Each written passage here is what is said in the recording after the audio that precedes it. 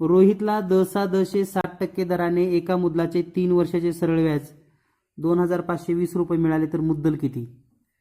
तर लक्षात घ्या, मुद्दल बरोबर डायरेक्ट सूत्र पण लिहू शकता तुम्ही. मुद्दल बरोबर सरळ व्याज गुणिले 100 आणि छेदामध्ये दर गुणिले कालावधी.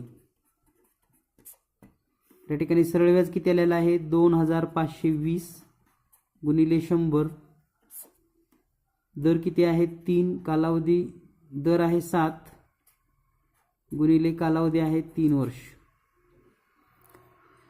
तर हे सोडून घेऊयात आपण. 7 न भागूयात. 7 1 7, 7 त्रिक 21, 4 उरले, 7 सकून 42 आणि हे शून्याला 0. त्यानंतर 3 न भागूयात. 3 1 3, 3 1 3, 3 2 6 आणि 0 म्हणजेच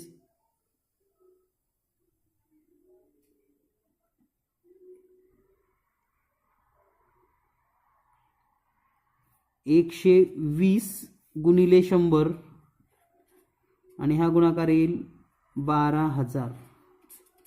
म्हणून या प्रश्नाचं उत्तर